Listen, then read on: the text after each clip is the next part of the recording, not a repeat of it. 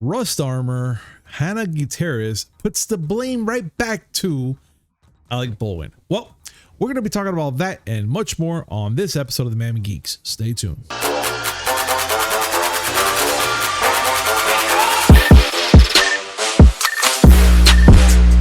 Yo, what's up, everybody? Welcome to a brand new episode of the Miami Geeks Weekly Updates, brought to you by digitalcracknetwork.com. I'm your host, Punch305. With me, as always, old school gaming specialist, Uncle Willie. Another week, another chance to get drunk. Yeah, that is the goal. That is the goal. I mean, well, it is for me. I don't know about you. My goal is just to sleep at least for a good 8 hours, or at least try. I do. I get a good 8 hours of sleep every week. You just said every week, right? Yeah. Okay, not every day. Why? Is there a problem with that? Nah, Wait, you can get 8 hours of sleep a day? Yeah, I that's what I heard. I mean, I read this one time on Times that you can, but I don't know. I think it's a Balderdash and Poppycock. Where did you hear such nonsense? I'm telling you, I think Times Magazine, they said some shit like that. I don't know. Wow, you're listening to the media now. What is wrong with you? Nah, I don't know. I just thought it was weird. That's why I was like, wait a minute, you said 8 hours a week, right? I'm telling you, man, sometimes they're convincing when you read shit like that. But you know what? It's true. It's absolutely true. Willie is right. We barely sleep because what is this shit called sleep anyways, right? I mean, I get it every once in a while. But it's usually in the middle of work while I'm falling asleep in my chair. Me too. I mean, all right. Let's be honest. Viewers out here, do you guys do the same thing? Did you guys get a couple hours in at work sometimes? Like when the boss ain't looking, just kind of like knock out? Huh? Comment down below. I mean, I'd like to hear that thought. I'm never going to have trouble with boss catching me because I work from home. Yeah, but you know, you have to be the Sly Cooper of these type of jobs. I mean, there's times that I'd be there working and just kind of like, you know what? You said you have to be like Sly Cooper. You have to be a thief? Yeah, because you have to steal those naps. What the hell? Oh, okay. As long as you're not saying you have to be a furry, I'm okay. No. You know what? You know what? Let's just continue on, ladies and gentlemen.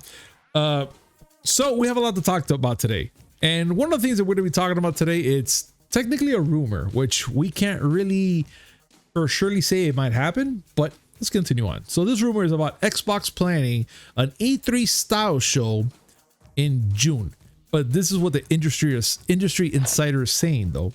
So Willie, being that they're saying this, you know, putting the quotes and stuff up there, what are your thoughts about the fact that E3 might be it might do a possibility a little early show around June, E3 style? Well, first, the details. Yes. There's an industry insider by the name of Jeff Grubb who said that the organizers of E3 are talking to publishers about being in the event. You know that the last few years, because of the human malware, there haven't been live shows. It's always been digital. And it's pretty much evolved to where the publishers themselves hold their own little mini events, kind of like tangentially with E3. And yeah, I mean, according to this Jeff Grubb individual, Microsoft's planning something around June. Interesting. Whatever it works for them. We know that if something like that happens, Sony's going to do their own thing. Of course. Nintendo's going to do their own thing. So what's left of E3 then? Just developers? I mean, E3. Agent Joe said this years ago. It's to the point where E3 is not necessary. Well, I mean, think about it. Sony's going to plan their own thing. Yeah. They already have their own little mini events or state of play events. So they don't need E3 to get the word out. Microsoft, in addition to not needing E3, has gotten bigger, so that takes care of Bethesda. Yeah. And now, well, not yet, but eventually Activision Blizzard. So Microsoft can hold their own event, and it'll be chock full of games from dozens of developers. What's left? Ubi? EA? I mean, yeah, you're right. But the thing is, like, because now since you're pointing it out, Willie, that we're gonna have all these, all these companies pretty much doing like an early style of E3 because they want to do it. So what's left of E3 and what is the future of E3? Let's be honest, because if this is what's going to happen, like Joe said, pretty much there's no reason for an E3. And if that's the case, then I'm going to probably take a hunch here and say that maybe Jeff Keighley is going to do his thing, which is not the Game Awards. Yeah, the Game Awards. No. Oh, no, what you meant what he did last year? The Summer Game Fest. Yes. But, I mean, okay, that's great. But that's if you want to have like an umbrella event where all the publishers can go to and say, this is what's coming out. But it's not needed. Nintendo started this years ago with their Nintendo Treehouse, and people thought they were insane for doing it. Mm-hmm. But now it's the standard. Look, Microsoft itself, they're going to have an ID at Xbox event, teaming up with Twitch to show off indie games on the 16th, this Wednesday. Yeah. Publishers have a variety of ways to get their message across. They don't need the ESA anymore, the people who coordinate E3. Yeah. The ESA says they're still going to have E3. They're saying it's still online only. But, I mean, go back to the question. Do we need them? The answer is no. All right. Well, being that that's your answer, Willie, I would like to ask that same question to our audience. What do you guys think? Do we still need an E3 after what everything Willie explained? Do you think there's a possibility that maybe they want to do just an E3 just so we can have an open event so crowds and people can go over there and test their games? I mean, past the whole human malware stuff, you know what I'm saying? I don't know. Comment down below. Let us know what are your thoughts about that, because we would love to have a conversation with you and share some knowledge and see what you guys think about that. Let's continue on. GTA 6 probably won't arrive before the end of 2024, claims a leaker. Now, we've been waiting for GTA 6 for like what, 13 years? Give or take? GTA 6 approximately. Yeah. So we've been waiting for this thing forever. And now it looks like, there's been word on the streets that GTA 6 might be coming out. But it looks like a Twitter user by the name of Rockstar Mag, Chris Kimpel. Kippel? I say Clipico because he says his tweets in French. Oh, okay. Well, it looks like he's pretty much been like on top of this, and he's been putting out there some things about this thing coming out in 2024. Willie, can you explain to us a little more about this tweet by any chance? Well, basically, when translated, it says, and I quote, "An important step in the development of GTA 6, hashtag GTA 6, has just been reached. Things should speed up internally at Rockstar. I think that a real announcement at the end of the year may be possible. In any case, I don't see the game arriving before the end of 2024. We've talked about this many times, about how, personally, I don't think it's going to happen anytime soon. Nor do I. Because they're still making gargantuan amounts of money with GTA Online. Yeah. And why would they be in a hurry to pull the plug on that by announcing a new chapter in GTA? Totally agree.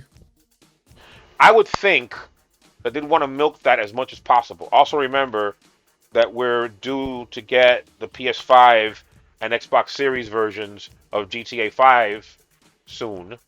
Yeah. And it's not like they're going to be in a hurry to pull the plug on that. No, you're right. You're absolutely right, Willie.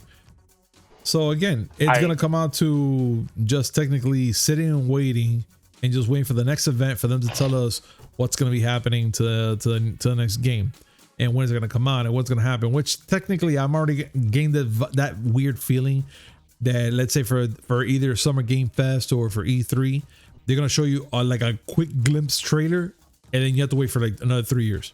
Oh no, they're not going to show you anything. If they're going to show you anything, it's going to be GTA 5 because they want to push the current gen versions of that game. Longest freaking game ever. Jeez. I'm telling Just you. like Bethesda is not going to show you anything substantive of Elder Scrolls 6 until they've thoroughly squeezed all the money out of Skyrim being on the PS5 and Xbox Series. Yeah, Hmm. yeah, you're not going to hear shit from Rockstar. Got it.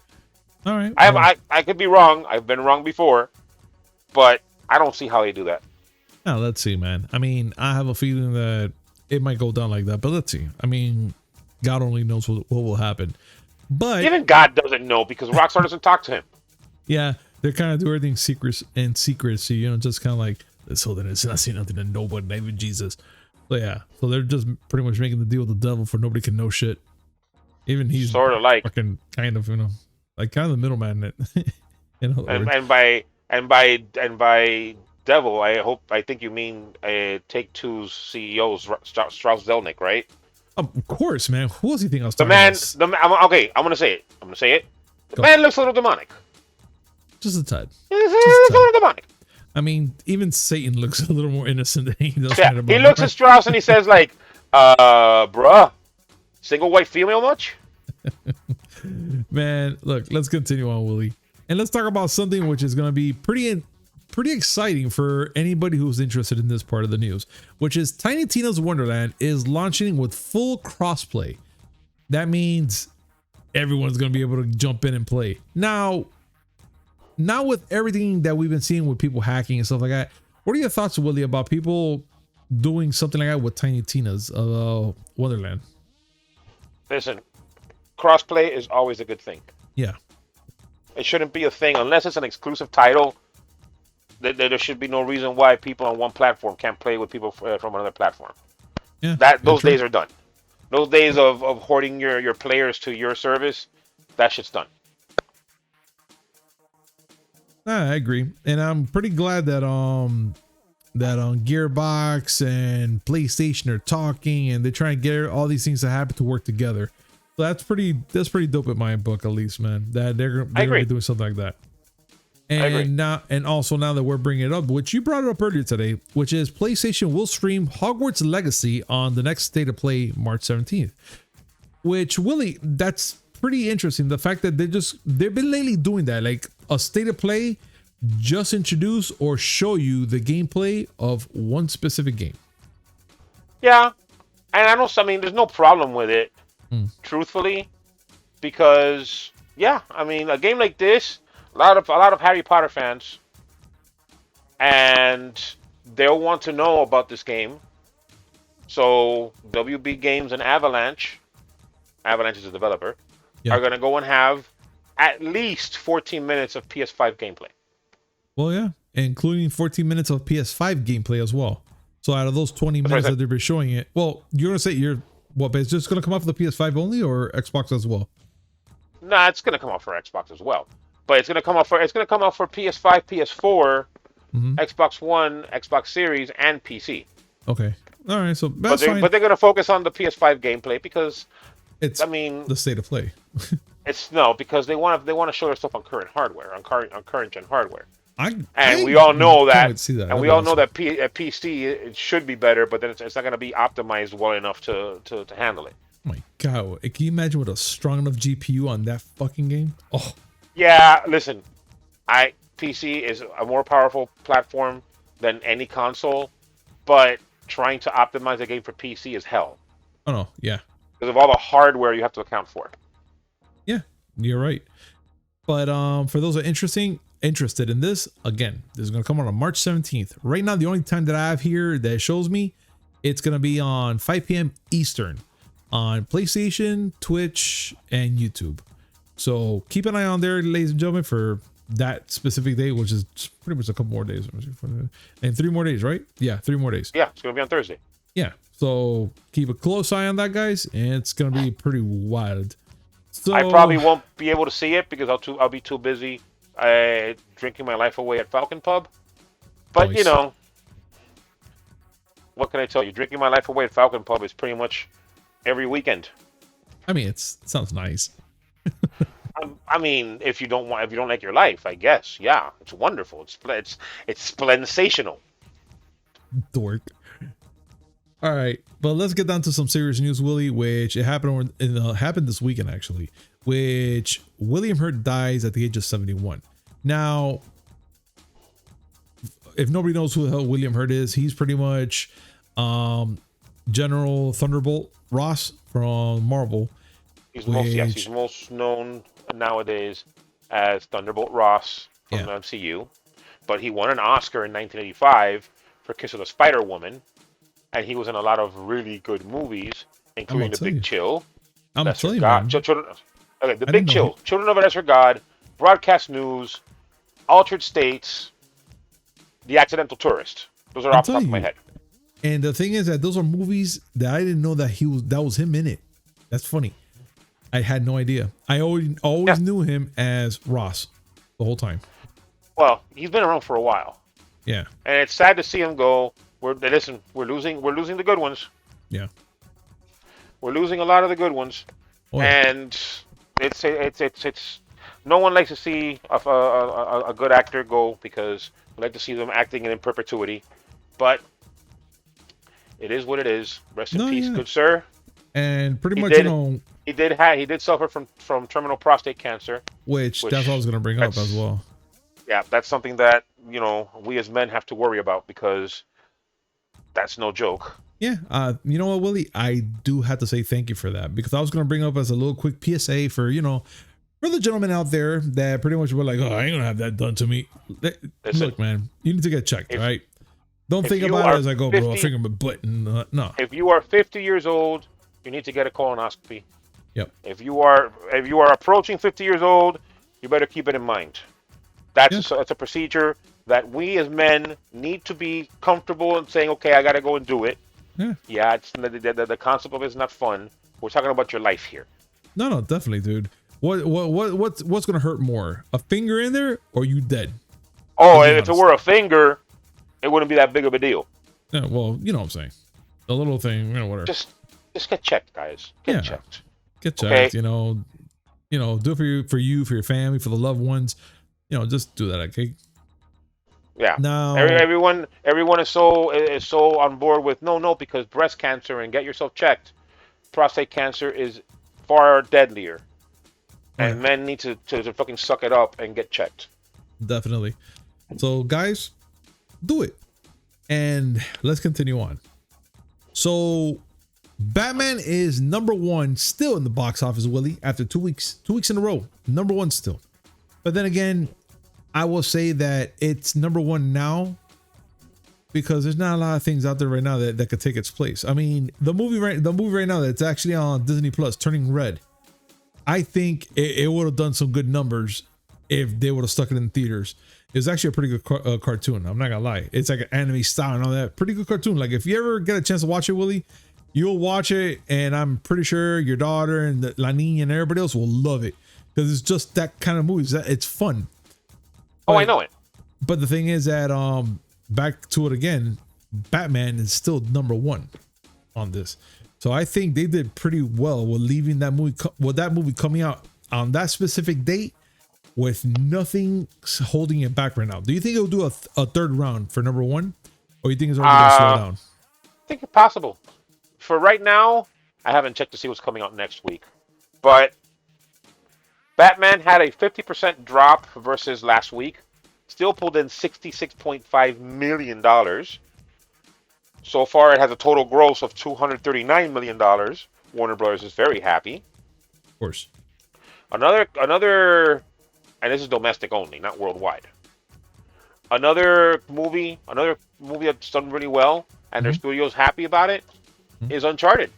I'm surprised. I'm not gonna lie. I thought personally, I didn't see the movie yet, which I should kick myself in the teeth by that because of it. But this thing is doing really good. That is not. Don't take this movie like if has to be like the video game movie. Just take it as a fun action movie. Should I say? Yeah, just take it as a fun action movie. It just happens to be based on a video game, and enough people are cool with it that it's made $300 million worldwide. It was second this past weekend's box office with 9.3 million, and like I said, 300 million worldwide, 113 gross domestic. So nowhere near Batman's numbers, but Batman was going to be a bigger movie. It was, and I kind of saw it coming. But you know what? For a movie like this one, like Uncharted, that it had a bunch of mixed reviews, not bad at all. Like, good job. Let's just put it that way. I can't wait. I can't wait till it comes out on freaking TV so I can watch from there. Except, but yeah. Like you said, there wasn't much competition. Yeah. You know, other than Batman and Uncharted, we had the debut of Dog. Yeah. Which is a nice movie, but it's not anything that's gonna stop the presses. And fill the seats. Death on the Nile. Death on the Nile was in the top 10 as well, but that one's been like, it didn't do well at all. Spider-Man: No Way Home still is racking up views. Made $4 million. Doesn't sound like much, but considering that since it came out, it's made $792 million domestically. Easy, dude. I'll just say that, you know, it's pretty successful. I think it's doing pretty good. Pretty nice. I think it's doing all right for itself. It's doing all right. Yeah, very well. It's all right. Oh, and I just want to bring this up. Number 12 on the list is Marry Me, and I think it's made $22 million domestically. I'm sorry. They will not get a penny of. I mean, no offense with this. But too much money. Yeah, just a tad too much. I think there are people like diehard J-Lo fans and just paying it. Just I went to the theater with two women friends of mine. We had a good time only because it was the three of us. We were seeing a bistro. They were dying to see the movie. Afterwards, we went and we had a good time. You know, the drinking and then just watching people dance poorly. That's always a good thing. Of course. But the movie itself, forget. Although one of my friends has watched it in streaming at least 3 more times that she's admitted. So the movie does have its fans. I just ain't one of them. Nada de madre. But whatever, dude. I mean, what can we say? Fuck it. Oh, I'm not gonna say nothing. That movie was not meant for me. No, I get you, dude. But let's continue on with this now, which is gonna be kind of one of those news articles that I didn't think I was gonna see it again, like after last year. And of course, it has to be with Rust.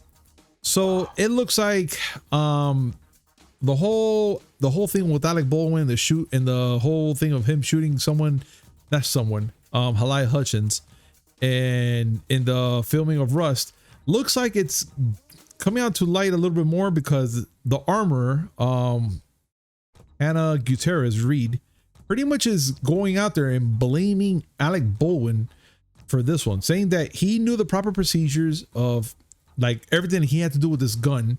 Like he knew not to do this, but he never, like, how can I say this in other words? Hannah Gutierrez never gave the okay that the gun was safe to use, and he pretty much grabbed it and aimed it at Halyia and shot. Even though I would like to say it's an accidental shot, but it's still, he picked up a gun that was not prepped or even checked on yet. So what's going on here is that pretty much they're putting a lot of blame right now on Alec, and I'm not sure what's going on with this. Willie, do you know anything past this whole blame game now? Well, this blame game's been going on for months. Yeah. And in this case, the armorer, as you said, Hannah Gutierrez Reed, has put it squarely on Alec Baldwin, the fault.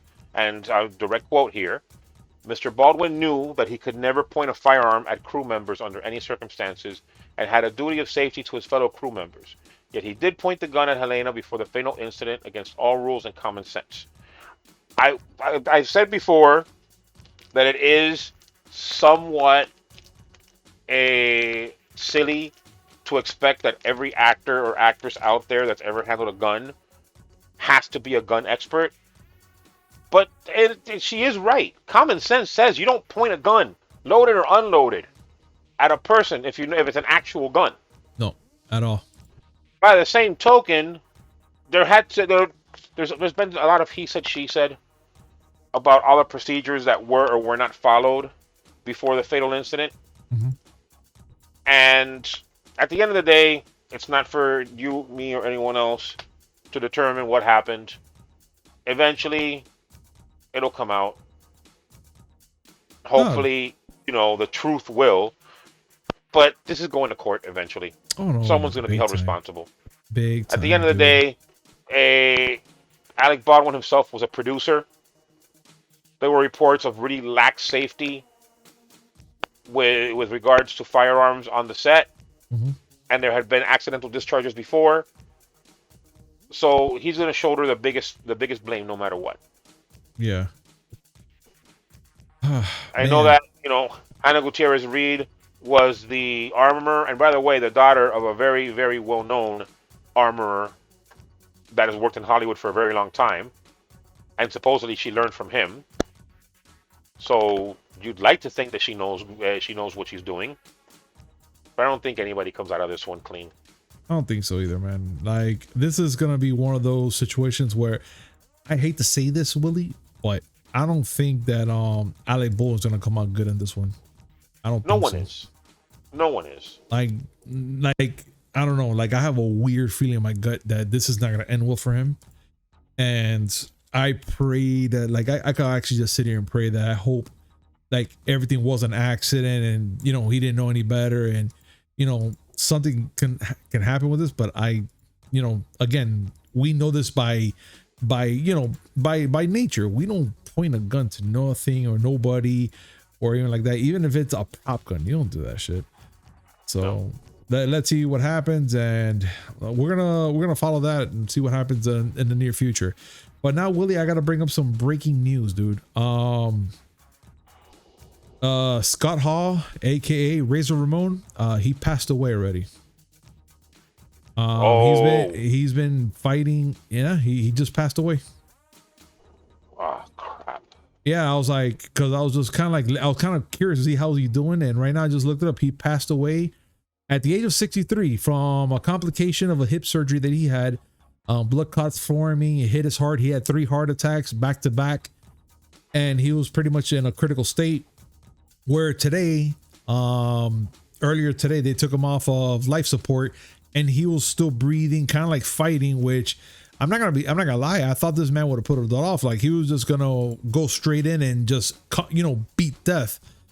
But as everybody knows, that's actually a challenging thing to do, and he just died today at the age of 63. That's number 2. I'm not sure who's number 3. Because it always ends Uh, up in threes. I mean, I was still kind of shy because I had heard that no, he's still with us. Okay, but suddenly he's gone. Damn. Yeah, like I was actually rooting for for the optimistic side of myself, thinking that he will beat this, and there was always this positive sign and stuff, and and a lot of people say once you're off life support, that's kind of like how can I say, like a 90% chance that you won't make it. That 10% chance is very thin, because if you do make it, who knows what happens. But again, damn, it kind of bothered me because it just caught me by surprise, like right now, Willie. And it's funny because Yeah. I was talking about this today, and I was like, oh my god, he's rooting Yeah. in. So I started doing a lot of updates, and we just lost him, dude. We were talking about it earlier. That sucks. Yeah. It really sucks. All right. Well, let me just keep going just for the namesake of it. So Sonic 2, the trailer has dropped. And I think this is the last trailer, because this movie's gonna come out in less than a month, if I'm not mistaken. April 8th. Yeah. So we got to see this freaking second trailer. And I gotta say, Willie, 3rd. I'm actually happy for it. It looks really good. It looks like a fun freaking flick, especially from that trailer, which you see Sonic just pretty much like ice skating or snowboarding, whatever you want to call it. And Snowboarding. he's being chased by freaking Robotnik and Knuckles and an avalanche technically. And he's pretty much like telling his buddy to pretty much toss a ring for he can pretty much summon him to get the fuck out of there. Oh yeah, and he's in a wedding. he just snow plows right through that, which I was like, wait a minute, why the fuck would you throw a ring there? Like, I would have gone like elsewhere and throw it far away from the wedding. You know what I'm saying? Just in case. But of course, for movie cinematics and stuff like that, of course you can do it right there in the fucking wedding. Why not? I mean, if you don't, it's not funny. Oh yeah, you see, haha. There we go. But overall, I'm gonna say that I'm pretty surprised how it's looking. I do love Jim Carrey, and we got to see a little more of Knuckles, which I'm just kind of I just want to see how this is gonna end up. Like, how is Knuckles gonna turn out in this movie? Is he gonna turn to a good guy? Is he still gonna be hating Sonic? I don't know. It's just technically all up in the air right now. Willie, I'm not sure if you saw a little bit of it or some of it. What are your thoughts? I did catch it. It's fine. It's fine. Okay. I can't be more excited about it because the original one did surprise me. Mm-hmm. It was way better than I thought it was going to be. Yeah. But this is not my movie. This movie's not for me. I got it. Not meant for me. All right. You know what? I'll take that as a good thing, because he's not saying anything bad nor nothing negative about it. No, I'm not trying to be negative about it. I listen. I know I'm a person that comes off as negative a lot of times. No, I don't do it on purpose, but I just feel the way that I feel. Yeah.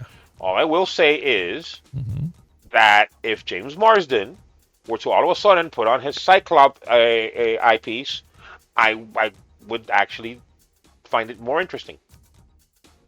I kind of see that. That'd be kind of cool. I'm not gonna lie, because that would be pretty cool. James Marsden was Cyclops in the original X-Men movie. I'm pretty sure that the majority of our fans know. Making sure you know where I'm coming from, because just making sure. Man. But ladies and gentlemen, I gotta say thank you so much for joining us today on this amazing show. And as always, please like, comment, subscribe, hit that notification button just so when we come up with this amazing news, which is 3 times a week: Mondays, Wednesdays, and Friday, and a little something in between. Willie, before we end this, any last words? Nah, I think I'm tapped out. Actually, I had the wind knocked out of the wind knocked out of my sails for a bit when you told me about the news of Scott Hall. That one took me for a bit of a loop. All our wrestling heroes. Yeah, man. I mean, all I'm saying we is, still have a couple left though, but dang. All I'm saying is nobody better fucking touch Stone Cold Steve Austin. I think Stone Cold will fight back though. I got a feeling. He'll put I a have stunner on somebody. I have a feeling the Grim Reaper will show up and Stone Cold will just give him a beer. Yeah, he'd be like, "Let me get a hell yeah," and then just give him a beer, and they'll be drinking, and then he gives him a stunner. Yeah, that's it. And then he'll be like, "Hey, I'll be back next year, or maybe I don't know. I gotta recover from this shit." Yeah, it was fun. I'll catch you next time. Yeah, that's it. He's like pretty much the Chuck Norris of not dying. Oh my God! What if Grim Reaper did a Dread Pirate Roberts on Stone Cold? He goes to kill him, and Stone Cold stuns him, and then Grim Reaper goes, "Okay, that was cool. I'll see you tomorrow, unless I kill you first." Oops. I'm sorry. To all of y'all who haven't seen The Princess Bride, first of all, fix that. And second of all, that's from there. That's funny, dude. I love that shit. But ladies and gentlemen, thank you so much for joining us today on this amazing show, and we'll see you next time. Peace. Bye.